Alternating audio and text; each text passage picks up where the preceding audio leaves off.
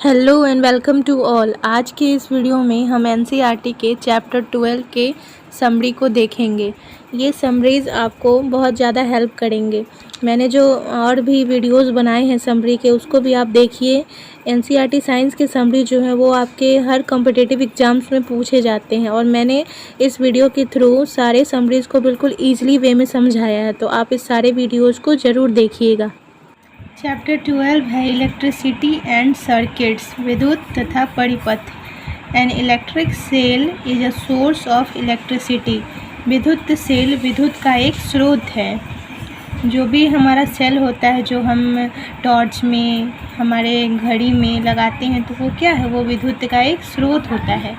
An electric cells have two terminals, a positive terminal and a negative terminal. जितने भी electric sales होते हैं उसके दो टर्मिनल होते हैं। एक होता है पॉजिटिव, जिसे हम धन टर्मिनल कहते हैं, और एक होता है निगेटिव, जिसे हम ऋण टर्मिनल कहते हैं। आपके पास अगर बैटरी होगी, जिसका यूज हम टॉर्च में, घड़ी में, अपने रिस्ट वॉच में, जो वॉच हम अपनी कलाई पे बांधते हैं, उसमें भी छोटी सी बैटरी का यूज करते हैं। तो इन सारी बैटरियों में हम देखेंगे कि एक साइड प्लस का साइन रहता है और एक साइड माइनस का साइन रहता है। तो ये क्या होते हैं, ये इस टर्मिनल को, धन टर्मिनल को शो करता है प्लस का साइन, और ऋण टर्मिनल यानी नेगेटिव चार्ज को शो करता है माइनस का sign. An electric cell has a small metal cap on one side and a small disc on the other side. The metal cap is the positive terminal of the electrical cell. The metal disc is the negative terminal. जो electric cell होता है, जो मोटी वाली battery होती है जिसका use हम टॉर्च में करते हैं, उसमें आप इजीली देख सकते हैं कि एक साइड में छोटा सा मेटल का कैप होता है और दूसरे साइड में एक मेटल का डिस्क होता है, चौड़ा सा, ऐसे प्लेन जैसा मेटल का डिस्क दिखते रहता है। तो उस दोनों पे ही नेगेटिव और पॉजिटिव चार्ज उसी साइड पे शो किए रहते हैं। An electric bulb has a filament that is connected to its terminal. Electric bulb में फिलामेंट होते हैं जो उसके टर्मिनल को शो करते हैं। फिलामेंट जो होते हैं वो टंगस्टन के बने होते हैं। किसी भी इलेक्ट्रिक बल्ब में अगर फिलामेंट नहीं होगा तो वो बल्ब हमें लाइट नहीं दे पाएगी। और ज़्यादातर हम देखते हैं कि किसी भी बल्ब में अगर फिलामेंट टूट जाता है तो वो बल्ब लाइट नहीं दे पाता है। When the terminals of the bulb are connected with the electric cell by wires, the current passes through the filament of the bulb. जैसा कि हम जानते हैं कि इलेक्ट्रिक सेल्स में दो टर्मिनल होते हैं, एक होता है पॉजिटिव टर्मिनल और एक होता है नेगेटिव टर्मिनल। तो उसी तरह इलेक्ट्रिक बल्ब में भी टर्मिनल्स होते हैं। तो जब इलेक्ट्रिक बल्ब के टर्मिनल्स को हम वायर्स के थ्रू इलेक्ट्रिक सेल से कनेक्ट करते हैं तो उससे करंट पास होता है। वो करंट पास किसके थ्रू होता है? करंट पास होता है बल्ब में पाए जाने वाले फिलामेंट के थ्रू। जैसा कि मैंने आपको पहले भी बताया कि इस फिलामेंट के थ्रू ही करंट पास होता है। अगर फिलामेंट नहीं होगा तो बल्ब में करंट पास नहीं हो पाएगा और ये बल्ब हमें लाइट नहीं दे पाएगी। अब हम जानते हैं स्विच के बारे में, जिसका यूज हम फ़ैन को ऑन करने में, बल्ब को ऑन करने में, ऑफ़ करने में करते हैं। तो switch is a simple device that is used to either break the electric circuit or to complete it.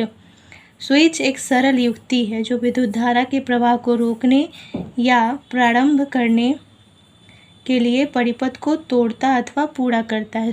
चलिए अब हम समझते हैं कि ये इलेक्ट्रिक सर्किट क्या होता है। तो जैसे मैंने यहाँ एक बल्ब बनाया, ये एक बल्ब है और इस बल्ब में हम जानते हैं कि पॉजिटिव टर्मिनल और नेगेटिव टर्मिनल दोनों होते हैं। और यहाँ पे एक मैंने सेल बनाया, ये क्या है, ये सेल में भी पॉजिटिव और नेगेटिव टर्मिनल होते हैं। उससे मैंने एक वायर को पास किया।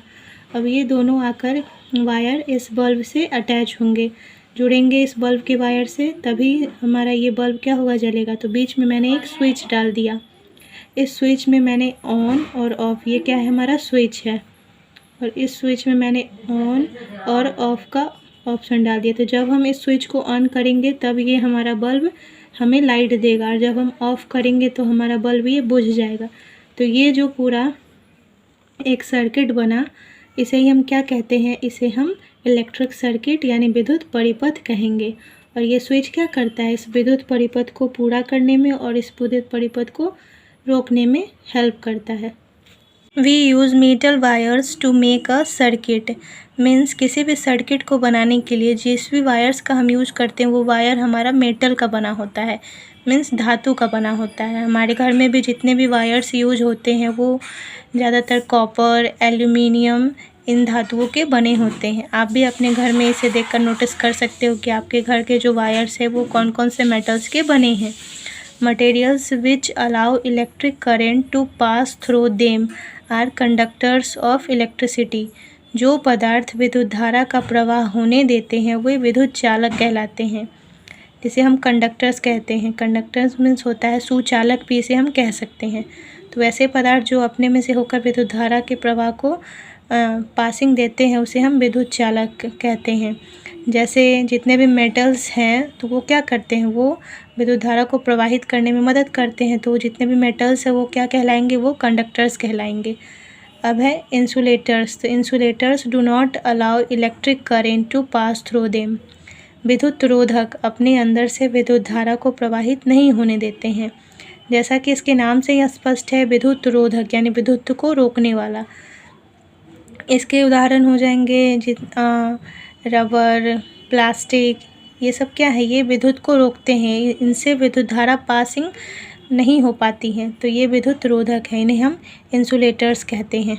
Switches, electric plugs and sockets जो कंडक्टर्स यानी सुचालक से बनाए जाते हैं। जितने भी स्विच होते हैं, इलेक्ट्रिक प्लग्स होते हैं और जितने भी सॉकेट्स होते हैं वो सुचालक पदार्थों से बनाए जाते हैं, क्योंकि इसके थ्रू करंट आसानी से पास हो सके। जबकि इलेक्ट्रिक वायर्स, प्लग टॉप्स यानी प्लग का जो ऊपरी भाग होता है वो, और स्विच का ऊपरी भाग तथा इलेक्ट्रिकल अप्लायंसेस जो होते हैं उसके और बहुत सारे पार्ट्स वो जिसे हम टच कर सकते हैं, उनको बनाने के लिए रबर और प्लास्टिक का यूज किया जाता है। क्योंकि हम जानते हैं कि रबर और प्लास्टिक क्या होते हैं, वो विद्युत रोधक होते हैं, उनके थ्रू करंट पास नहीं हो सकता है। तो इसलिए इसका उपयोग आउटर पार्ट को बनाने के लिए किया जाता है, जिससे कि हमें, अगर हम उस आउटर पार्ट को टच करते हैं तो हमें करंट ना लगे और हम आसानी से अपने काम को कर भी सकें, इसलिए इसका उपयोग किया जाता है। आज के लिए बस इतना ही। एनसीईआरटी समरी के और बाकी वीडियोज़ को देखने के लिए आप मेरे चैनल में जाकर उसके प्लेलिस्ट को देखिए। इसके लिए आपको मेरे चैनल को सब्सक्राइब करना होगा, तो आप मेरे चैनल को सब्सक्राइब कीजिए, उसके प्लेलिस्ट में जाइए और उसके सारे समरीज़ के वीडियोज़ को देखिए। Thank you.